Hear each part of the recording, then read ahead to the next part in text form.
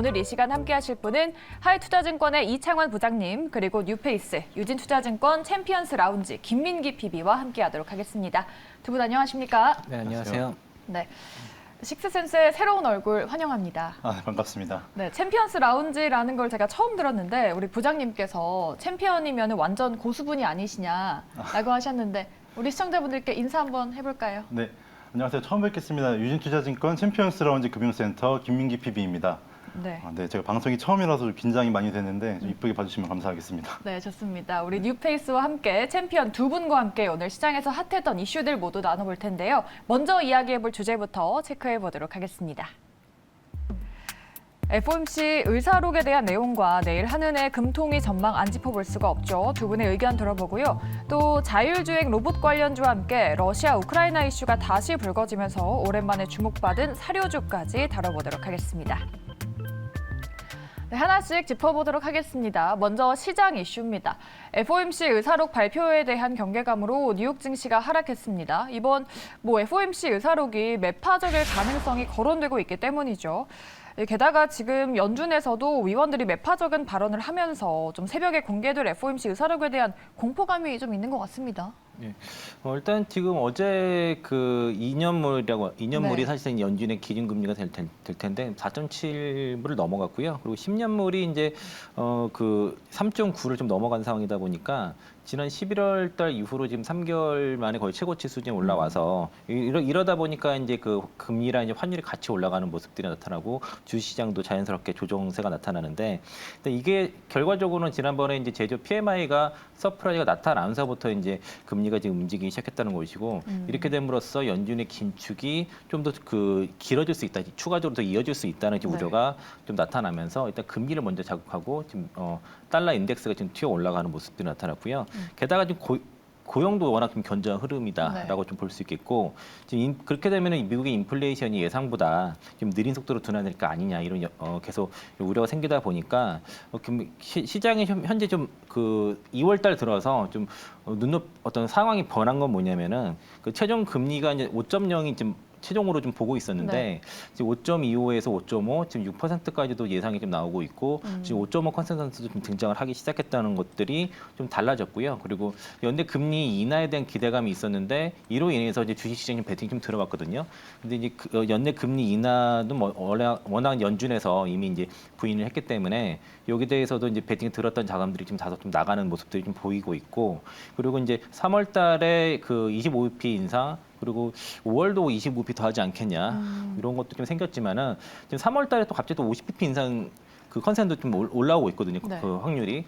이러다 보니까 이제 여기 변화된 내용들이 이런 건데 3월 달 같은 경우에는 25bp 가능성이 더 높다고 보는 거는 뭐 다들 보는 거는 이제 2월 달에 25bp를 했는데 3월 달에 50bp 하는 거는 이거는 연준의 자기 부정이 아니냐. 할 거였으면 진작 했어야지. 네. 이제 와서 50bp 하는 거는 말이 안 된다는 쪽이기 때문에 25bp를 하겠지만은 추가적으로 더 될 수 있지 않겠냐는 우려가 좀 있습니다. 그래서 5월과 6월까지도 25bp를 하지 않겠냐는 생각이 드는데 전에도 제가 이제 연준의 금리가 5%를 넘어가게 되면 좀 미국이 다칠 수 있다는 말씀을 드렸는데 이렇게 되면은 조금 경기 침체 우려가 좀 있을 수가 있기 때문에 5% 넘는 금리 인상이 진행될 때에는 주식 시장에 좀 큰 조정 불가피하다라고 말씀드리겠습니다. 네. 인플레가 재상승하고 있고 더디게 하락하고 있다 보니까 당장 다음 달에 FOMC에서 빅스텝 가능성도 언급이 되고 있다라고 하셨는데 오늘 밤 정확히 내일 새벽이죠. 어떤 의사록을 보게 될까요? 우선은 일단은 어제 PMI 잠정치가 예상을 상회하면서 미국 네. 경제 여전히 견조하다는 것을 보여줬는데요. 일단은 새해가 시작되고서 지금의 상승장을 이끌어냈던 것은 인플레 피크와 금리 인하 기대 그리고 중국의 리오프닝 수혜였습니다. 하지만 이번 PMI 지수로 인해서 금리 인하에 대한 기대감이 아주 흔들렸고 이와 더불어서 지정학적 리스크가 덧붙여지면서 또한 중국의 원자재 수요 증가가 인플레이션을 견인할 것으로 예상이 되었습니다. 네. 그 결과 이제 이런 상승을 이끌었던 요인들이 타격을 받고 있는데요. 일단 3월 10일 미국의 고용 지표가 아주 중요할 것 같습니다. 그래서 그 전까지는 계속 혼조세를 이어나갈 것으로 보여지고요. 일단 미국의 최종 금리 예측이 5.25%에서 현재 5.5%까지 유력한 상황으로 흘러가고 있고 그렇기 때문에 미국의 금리 추가 인상 확률이 높아진 만큼 의사록을 통해서 연준의 방향성을 예측해봐야 될 것 같습니다. 하지만 제 생각에는 연준이 조금 매파적으로 나올 가능성이 아주 크다고 보여지고요. 일단 현재 물가라든지 그러니까 인플레가 피크아웃 할 만한 상황이 보여지지 않고 있기 때문에 좀 매파적인 의사로 확인할 수 있을 것 같습니다. 네. 두 분 다 매파적이지 않을까라고 예상을 해주셨어요. 뭐 3월 전까지는 데이터 흐름에 따라서 일희일비하는 흐름이 조금 이어지지 않을까 싶습니다. 그래서 바로 내일 개최되는 한국은행 금통위에서 그동안 지배적이었던 기준금리 동결 여론이 조금 줄어들고 인상에 대한 기사들이 나오고 있는 상황이지 않습니까? 그런데 뭐 지금 뭐 오늘 이제 뉴스 나왔던 게 그 연합 인포맥스에서 이제 조사를 했는데요. 네. 국내외 이제 금융기관 16곳을 조사를 했는데 모두 다 동결로 지금 예상을 하고 있고 이미 이제 그 한은에서도 지금 지난번 국회에 출석해서 네. 지금 그 지금의 금리 수준이 충분히 긴축적이라는 얘기를 했기 때문에 그렇죠. 금통위에서도 향후에 이제 경기 상황을 보고 아마 인상을 결정을 할 것이고요. 일단은 금리 동결을 한 다음에 3.5로 동결한 다음에 추가적인 상승의 룸을 좀 열어둘 가능성이 있다는 게 현재 지금 시장에서 보는 그 컨센서스고, 다음 이제 우리는 이제 그 미국과 달리 이제 그 상대적으로 경기가 좀 더 덜 약한 편이거든요. 네. 미국에 비해서는. 그쵸. 그러다 보니까 지금 부동산 경기 최근에 부동산 경기 그 집값을 많이 떨어지고 경기도 같이 봐야 되기 때문에 단순히 현재 3.5까지 올린 게 시장에 그 경기가 어느 정도 반영되는지를 좀 확인할 필요가 있고, 그리고 그 다른 경기적인 요소도 같이 봐야 하기 때문에 네. 우리가 추가적으로 금리를 인상할 수 있는 좀 여력은 좀 어렵다라고 좀 그렇게 보고 있습니다. 네. 원래는 동결이냐 25bp 인상이냐 전망이 비슷비슷했었는데 이제는 동결 쪽으로 우세하다라고 말씀을 주셨어요. 우리 PB님도 동결 쪽으로 보시는 걸까요? 저도 이제 의견이 비슷한데요. 일단은 한은도 고민이 많을 것으로 보여집니다. 그쵸. 왜냐하면 일단은 금통위 내부에서 부동산에 대한 리스크 얘기가 많이 나오고 있거든요. 그래서 추가 금리 인상으로 인해서 부동산 시장이 부동산 시장에 충격이 미치 영향을 고려하지 않을 수가 없게 되었는데요. 네. 다만 문제는 이제 한은이 기준금리를 동결했을 때 한미 금리 역전폭이 커진다는 건데요. 이러면 이제 환율 리스크로 인해서 외인 투자 자금이 아주 크게 빠져나갈 수가 있는 상황입니다. 그렇기 때문에 최근에 외인 매수세가 많았던 종목들을 대상으로 좀 큰 충격이 있을 수 있고, 또 이미 1월에 외국인 채권 자금 자체가 역대 최고인 53억 달러 가까이 빠진 상황입니다. 여러 상황을 종합적으로 평가해 봤을 때 한국은행은 이번 금통위에서 금리 동결을 이행하지만 추가적으로 금리 인상의 가능성이 있음을 시사할 것으로 보여집니다. 네. 이렇게 FOMC 의사록과 금통위를 앞두고 통화정책 관련한 이런 시그널들을 확인하려는 분위기가 시장에 오늘 나타났던 것 같은데, 아무래도 미국의 긴축도 더 강해질 거라는 보는 분위기라서 내일까지 조금 조심스러울 수밖에 없는 장인 것 같은데, 앞으로 시장은 좀 어떻게 흘러가게 될까요? 최근에 시장의 변동성이 좀 크게 나타나고 네. 있는데, 그게 이제 미국뿐만 아니라 우리 시장도 좀 옵션 영향이 좀 있을 수 있습니다. 이게 미국 같은 경우에는 지금 최근에 ODT라고 해가지고 네. 그 만기가 24시간 이내 옵션에 지금 그 거래량이 지금 엄청나게 지금 비중이 높아지고 있어가지고 변동성이 엄청 큽니다, 이게. 네. 이거로 인해서. 그러니까 사실상 이게 그 ODT 매매 거래가 되더라도 이게 네. 빅스에 영향을 안 주거든요. 그러니까 빅스가 낮은 상태에서도 변동성이 크게 지금 나타나는 게 좀 원인이고, 우리나라 같은 경우에는 지금 위클리 옵션이 문제게 매주 목요일마다 위클리 옵션 만기일이거든요. 네. 그러다 보니까 수요일 날 변동성이 좀 생깁니다. 만약에 이제 시장이 좀 빠질 것 같으면 수요일 날 끝까지 이제 선물 매도로 외국인이 밀어가지고 하방을 만들어 놓고 다음 날 개파락을 만들어 놓고선 거기서 밑에서부터 판매수를 해서 차익을 하는, 굉장히 지금 짧은 거의 뭐 옵션 가지고 좀 단타를 매수를 하는데, 대체로 장이 좀 불안할 때 이런 그 외국인들의 그 매매 포지션이 나타나거든요. 네. 이게 2021년 그 하반기라 작년에도 시장이 좀 밀릴 때 이런 현상이 좀 나타났는데, 오늘도 물론 이제 전일 미국 시장 많이 빠지고 내일 새벽에 있을 FOMC 의사록에 대한 경계감이 물론 있지만은 이게 외국인들의 옵션 플레이, 선물 플레이에 의한 그 변동성 확대라고 그렇게 볼 수도 있을 것 같아서 아마 내일은 아마 추가적인 하락 이후에 좀 반등을 좀 예상하고 있습니다. 네. 변동성이 큰 시장이지만 하락 이후에 반등을 예상을 하고 계십니다. 오늘의 조정이 정말 이 기간 조정이 될지 잠깐 관망하는 흐름일지 궁금해하시는 분들 많으실 텐데요. 우리 PB님은 그렇다면 어떻게 생각하시는지 짧게 한번 들어볼까요? 일단은 현재까지는 이제 매크로적인 상황 자체가 좀 좋게 흘러가고 있지 않기 때문에 저는 이 조정이 약간은 좀 길어질 수 있다고 보고 있거든요. 하지만 이 길어지는 조정 속에서 결국에 지금 또 문제가 되는 것이 기업들의 EPS 문제입니다. 네. 그래서 기업들의 실적이 악화될 가능성이 아주 크기 때문에 이 실적을 내는 기업들을 위주로 종목 플레이를 하는 것이 좋다고 생각됩니다. 네. 두 분의 의견이 조금 갈렸습니다. 앞으로 조금 종목 장세가 이어질 것이다라고 예측을 하셨어요. 앞으로 어떻게 될지는 눈여겨봐야 되겠고, 저희 두 번째로는 오늘 뜨거웠던 자율주행 로봇 이슈 한번 다뤄보도록 하겠습니다. 이 자율주행 로봇이 인도와 횡단보도로 통행하면서 배달이 가능하게 될 것 같습니다. 이 뉴스를 보고 이 로봇이 지나다니면서 사람들이랑 부딪히지 않을까 그런 생각도 들었는데 시장에서는 일단 긍정적으로 반응을 했어요. 이런 걸 보면 로봇주가 정말 기대감으로 가는 주식이 아닐까 싶습니다. 뭐 추가적인 뭐 모멘텀이라 할 수 있는데 이게 네. 이제 그 오늘 그 자율주행 로봇 중에서도 주로 이제 그동안은 실내 로봇, 실내 그용 자율 로봇만 자율주행 로봇만 가능했는데 네. 이게 이제 실외용 자율주행 로봇도 가능한 그런 길을 열었다는 것이고요. 지금 그 국회 그 법사위를 좀 넘어서 그 이만희 이 소위원장이 이제 24일 날 전체회의 열어가지고 이거 법안 통과시켰다 이렇게 얘기를 해가지고 그 기대감 때문에 오늘 로봇 관련 종목들 일부 종목도 좀 움직였는데 뭐 추가적으로 이어질 재료는 아니라고 좀 봐서 어쨌든 어느 정도 추가적인 상승 나오게 되면 좀 차익 관점에서 일단 말씀드리겠고요.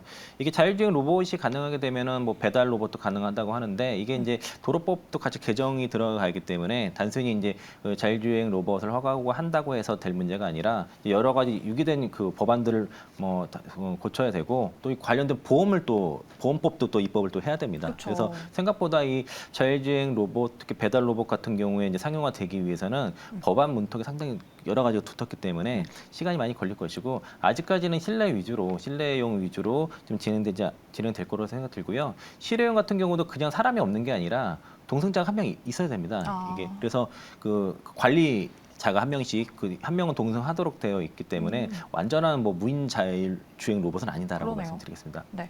그렇죠. 자율주행 배달 로봇이 실제로 상용 서비스에 광범위하게 사용되는 게 아직은 조금 갈 길이 멀지 않았나 싶습니다. 그런 점에서 본다면은 저희가 오늘 급등한 종목들에 대해서 지나친 추격 매수를 하기보다는 조금은 차익 실현 관점으로 봐야 될까요?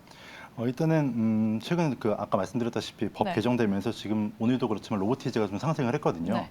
이게 로보티즈가 미리 좀 실외 자율주행 허용에 대비해서 2022년도부터 미국 동부에서 이제 자율주행 배달에 대한 그런 테스트도 진행하는 등의 그런 연구를 했는데 문제는 이게 자율주행이라는 것이 자율주행 로봇을 만든다고 해서 끝나는 게 아니거든요. 네. 사실 자율주행이 완벽하게 이루어지기 위해서는 매우 빠른 인터넷망이 필요합니다. 그래서 5G 망이 얼마나 구축이 되느냐에 따라서 이제 자율주행의 그런 성공이 달려 있는 문제인데, 네. 근데 하지만 이제 AT망에서 5G 망으로 넘어갈 때 이동통신 3사가 설비 투자를 초기 계획보다 굉장히 줄여서 진행을 했거든요. 네. 그렇기 때문에 현재 정부에서는 이제 설비 투자가 진행되지 않는 이동통신사에게는 고주파 대역인 28GHz 망을 할당하지 않겠다고 말을 했습니다. 근데 이제 자율주행을 위해서는 28GHz 고주파 대역망이 필요하거든요. 그렇기 때문에 통신사들은 추가 설비 없이 이 주파수를 현재로서는 28GHz 망이 이제 모바일에서는 별로 필요가 없기 때문에 그냥 반납을 해버렸는데 지금 이렇게 정부가 나서서 뭐 다음 달에 로봇 규제 개혁 2.0을 발표하고 자율주행에 대해서 좀 힘을 실어준다면은 오히려 지금은 이제 이런 로봇 테마보다는 통신 장비 테마가 살아날 수 있을지를 한번 지켜보는 것도 재밌을 것 같습니다. 자율주행 로봇 테마가 부각되면서 오히려 통신 장비 테마가 살아날 수 있을지도 지켜보면 좋을 것 같다라고 말씀해 주셨습니다. 이렇게 로봇주에 대한 전략까지 저희가 짜드렸고요. 다음으로는 우크라이나 재건 이슈 저희가 몇 주전부터 짚어드렸는데요. 오늘은 사료주 급등에 대한 뉴스 전해드리도록 하겠습니다. 잊을만 하면 나오는 러우 전쟁 이슈에 오늘 사료주가 급등을 했죠. 이 바이든이 우크라이나에 추가적으로 군사 지원을 하겠다고 하면서 어느 쪽이든 물러날 기미가 지금 보이지 않습니다. 이렇게 되면은 재건주보다는 이제는 사료주 쪽을 봐야 하나 싶은데 부장님 어떻게 보십니까? 오늘 뭐 사료주들 종목들 상승 종목수가 워낙 좀 많더라고요. 네. 그런데 대체로 이제 갭상승 이후에 큰 장대 음봉 나오는 기업들이 많이 있기 때문에 보통 이제 이런 뉴스로 인해서 급등세가 나타나면은 그거는 이제 매도 기회로 좀 보시는 게 이걸 추격하는 그날 내가 이 종목을 매수를 해서 수익을 내려고 달려드는 것보다는 잘 올라갈 때 잘 차익을 하시는 타이밍으로 보시면 좀 좋을 것 같고요. 지금 곡물 가격이 좀 최근에 밀 가격이 좀 올라가고 있고 그리고 커피 가격이 좀 올라가고 있습니다. 좀 지난주 대비해서도 네. 그런데 이제 전체적으로는 곡물 가격은 작년 동월 그 작년 대비해서는 아직까지는 좀 많이 떨어진 상태고 아. 이게 이제 곡물 가격이 문제되는 거는 어쨌든 인플레이션과 연결이 되기 때문에 작년 대비해서 전년 대비해서 얼마나 올랐는지를 더 중요한데 대체로 그 모든 그 가격들이 작년 한 4월에서 6월 달 정도가 대부분 피크이기 때문에 올해 상반기까지는 이제 기저 효과가 계속 나타날 것으로 좀 보고 있고요. 아마 하반기로 갈수록 기저 효과는 좀 더 커질 것으로 좀 예상이 되기 때문에 일단 이게 인플레이션에 미치는 영향은 좀 제한적일 수밖에 없고 또 러시아랑 우크라이나 간에 이제 흑해 곡물 수출 협정이 이제 연장이 이제 이번 주에 열릴 것으로 좀 예상이 좀 되고 있습니다. 이게 이제 구체적으로 날짜가 정해지지 않았지만은 이제 협상이 현재 지금 진행되고 있다라고 하니까 이 부분도 앞으로 이제 여기 흑해를 통해서 러시아라 우크라이나의 곡물이 이제 유럽이나 전 세계로 수출되는 여부가 결정되기 때문에 이 협상이 상당히 중요할 것으로 좀 보고 있고요. 지금 곡물 가격 같은 경우도 많이 이제 등장하는 전쟁 이슈 이번에 이제 특히 이제 러시아 핵군축 조약 중단 법안 의회 검토 얘기 나오면서 움직인 것도 있기 때문에 또 바로 다음 날 또 좀 되돌릴 수 있다 이런 얘기도 하거든요. 그래서 테마성 종목이기 때문에 너무 추격은 조심하고 차익 관점에서만 보시자 말씀드리겠습니다. 네. 테마주 성격이 있기 때문에 차익 실현 관점으로 보자라고 의견을 주셨어요. 우리 PB님도 최근에 재건주가 테마로 움직였었는데 이제는 사료주를 봐야 될지 아니면 부장님 말씀처럼 조금은 테마성으로 봐야 될지 어떻게 보십니까? 지금의 사료주 상승은 굉장히 테마성이라고 저도 보고 있고요. 일단은 푸틴의 말 한마디에 따라서 이제 약간 러시아 우크라이나 전쟁의 향방이 좀 결정되는 성향이 강하기 때문에 네. 당장 뭐 지금 그렇게 말했다고 해서 사료주를 지금 다시 뭐 추격 매수를 하거나 그런 굉장히 위험하다고 판단이 됩니다. 하지만 이제 인플레이션 수혜를 얘기할 때 사료주가 가장 먼저 언급되는 이유는 이제 곡물 가격 상승에 따라서 판가 인상 자체가 굉장히 용이하기 때문인데요. 실제로 일단 식품 관련 주들의 경우에는 소비자와 직접 밀접하게 연결되어 있기 때문에 그 판가를 인상하기가 좀 어렵습니다. 그렇기 네. 때문에 우선은 만약에 이런 곡물 테마를 탑승하신다고 하면 이제 식품주보다는 이런 사료주에 탑승하시는 것이 좋은데 일단 지금으로서는 그냥 이벤트성 상승이라고 보여집니다. 네. 알겠습니다. 뭐 테마주는 상황에 따라서 급변 가능성이 있는 만큼 조금은 신중하게 접근하시는 게 좋을 것 같다는 의견 두 분 통해서 들어봤습니다. 이렇게 시장을 대응할 때 꼭 점검을 해봐야 될 이슈 3가지 주제로 정리해봤고요. 이어서 오늘 핫했던 종목들도 내일 어떻게 될지 전망해보도록 하겠습니다. 네, 오늘 삼성전자 관련해서 M&A 이야기가 나왔던 AD 테크놀로지 기대해봐도 될지 이야기 나눠보도록 하고요. 엔터주 안에서 조용히 잘 가는 JYP 그리고 호실적을 발표한 모트렉스까지 내일 주가 전망 투자 전략 만들어 가보겠습니다. 네, 먼저 AD 테크놀로지 보도록 하겠습니다. 이 삼성전자 파운드리 관련 수혜주로 부각이 되면서 25% 넘게 급등하기도 했는데요. 내일도 흐름을 이어가줄 수 있을지 두 분 통해서 들어보도록 하겠습니다. 네, AD 테크놀로지에 대해서는 두 분의 의견이 나눠졌습니다. 일단 예스부터 들어볼게요. 오늘 급등을 했고 신고가를 썼는데 여기서 더 갈 수 있다고 보시는 걸까요? 지금 단기적으로 조금 더 테마에 탑승해서 더 갈 수 있다고 저는 생각을 하고 있는데요. 우선은 교회는 일단 디자인하우스 사업 자체가 디자인하우스 분야 자체가 지금 다시 한번 이제 중요도로 각광을 받고 있습니다. 네. 우선 디자인하우스라고 하면 쉽게 설명을 드리자면 반도체 설계 도면을 이제 제조용 도면으로 다시 디자인을 해주는 역할을 하는 곳인데요. 설계를 담당하는 필립스 기업들이 만든 설계 도면은 이제 파운드리 공법에 맞춘 재디자인이 필요한 상황인데요. 파운드리 업체와 필립스 업체들은 이 설계 도면을 자체적으로 바꾸기에는 많은 인력과 비용이 필요하기에 디자인하우스와의 계약을 통해서 진행됩니다. 네. 근데 이제 필립스 기업 입장에서는 디자인하우스의 역할에 따라서 제품을 내놓는 타임 투 마켓 시간이 줄어들기 때문에 TSMC와 삼성전자 모두 이제 각자만의 생태계를 조성해서 디자인하우스를 관리하고 있습니다. 근데 이제 AD 테크놀로지 같은 경우에는 2005년부터 2019년도까지 TSMC의 협력사로 일하다가 삼성전자로 넘어왔는데요. 그렇죠.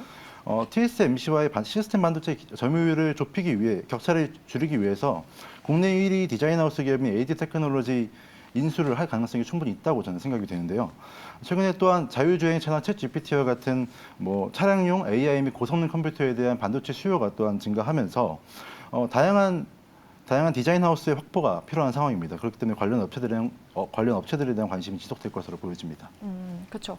삼성전자의 유보금이 145조 원으로 역대 최고 수준이잖아요. 그래서 올해는 뭐 대규모 M&A 나서지 않을까 그런 전망이 나오면서 뭐 인공지능이나 로봇보다는 이런 디자인하우스 기업들이 우선순위가 되지 않을까 그런 전망이 나오던데 AD테크에 대해서는 부장님은 노 의견을 두셨어요? 네, 그 레이버 로보틱스 삼성전자에서 지분 네. 투자 이후에 그 후속이 뭘까는 거에 이제 시장이 관심이 좀 있었는데 그 디자인 하우스 얘기 좀 있었습니다. 그리고 이제 AD 테크놀로지가 지금 이미 지목이 된 바가 있었고요. 네. 그래서 기관들이 좀 미리 좀 매집을 좀 한 것으로 제가 좀 보고 있고 그리고 이게 이제 그 19일에 그 ARM 그 CPU 5나노 칩 그 설계 그 IP 그 설계 자산과 그 비즈니스 영상 처리 플랫폼 기술을 결합한 그 자율주행 그 레벨 4 수준의 고성능 반도체를 개발하겠다고 이제 그 AD 테크놀로지에서 뉴스가 좀 나온 게 있었거든요. 네. 이게 이제 결과적으로 이게 차량용 반도체인데 그 삼성전자에서 올해 이제 차량용 반도체 개발을 위해서 지금 뭐 퀄컴에서도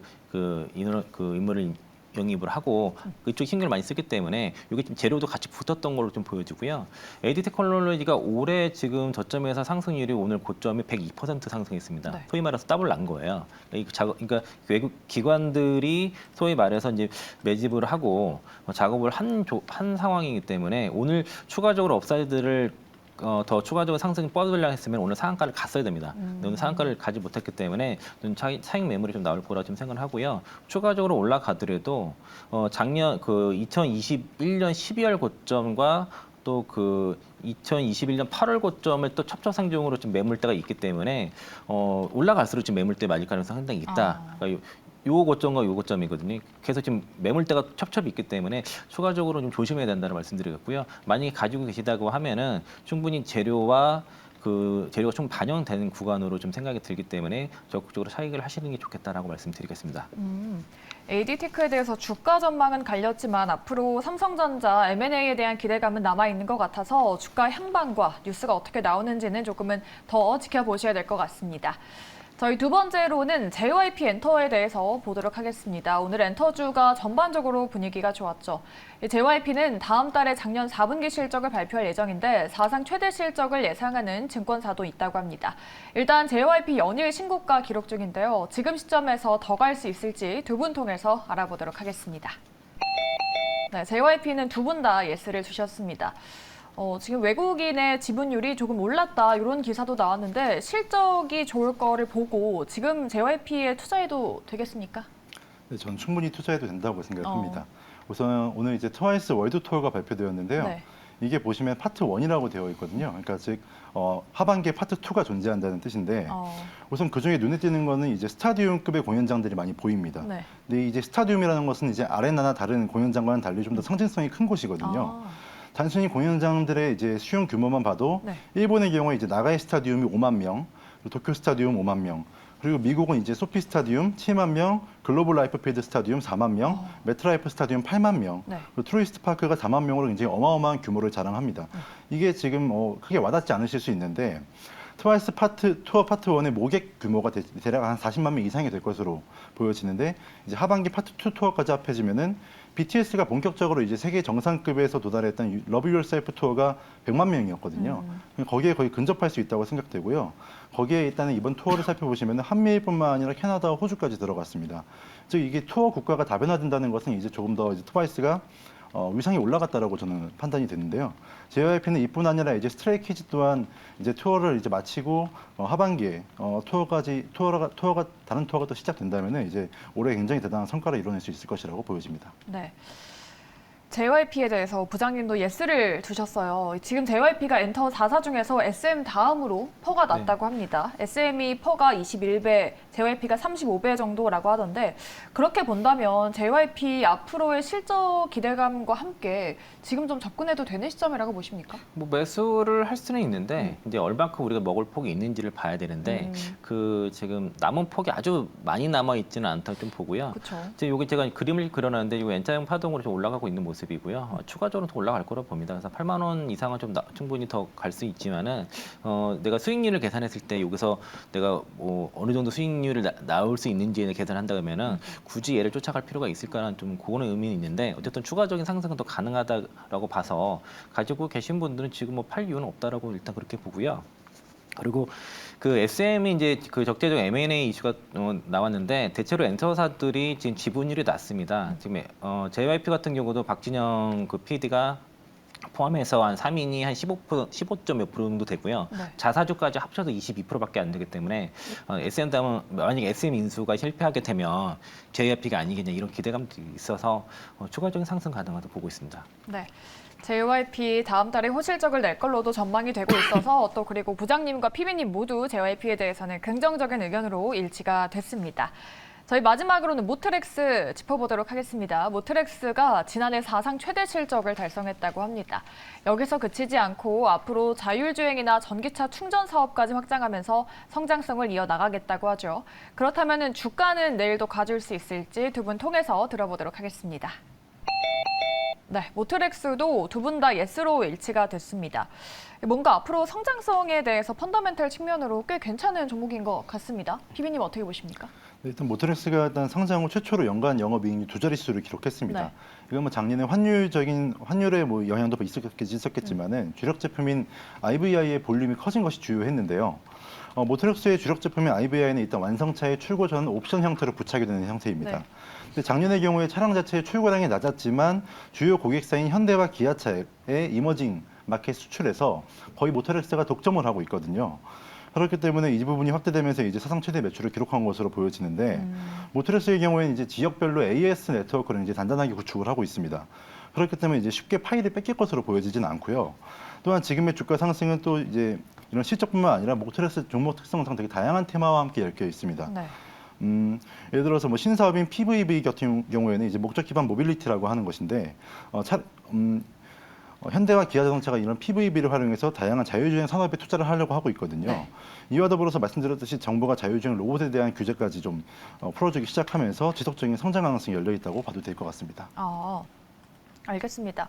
모트렉스 사실 자율주행 테마로 봐야 되나 싶었는데 자율주행도 있고 보니까 자회사 중에 로봇 회사, 전진 건설 로봇도 실적 성장에 되게 큰 부분을 차지했다라고 하던데 그런 부분도 앞으로 영향을 줄까요? 네, 뭐 전진건설 로봇 실적 계속 좋고요. 그러니까 로봇이라고 하지만 로봇 회사는 아니고 건설기계 업체입니다. 예. 주로 이제 그리고 동사 같은 게 제가 오늘 그 IR 레터를 좀 받았거든요. 네. 그래서 거기 이제 그걸 좀 그대로 읽어드리면은 네. 그 사상 최대 실적이 나왔는데 계획 대비 판매 수량 초과 달성에 따른 매출이 큰 폭으로 증대를 했고 그리고 마진율 개선 제품 특히 이제 그 RES 뒷좌석에 있는 그 카인포테먼트 제품이고요. 네. 그리고 동사가 이제 그 에어 프리파이어에서 공기청정기가 잘 팔립니다. 그게 차량에 들어가는 뭐 원통형도 있고 모양이 좀 다양하게 있는데 그게 지금 잘 팔려서 이게 판매 증대가 됐다는 것이고 생산 효율성 제고 및 원가 구조가 상당히 개선이 됐다. 그리고 자가 생산 증대했기 때문에 여기에 따른 재고 고정비 커버가 됐다는 것인데 동사의 특징이 뭐냐면 제품이 보통 동사는 이제 OEM 방식으로 하질 않고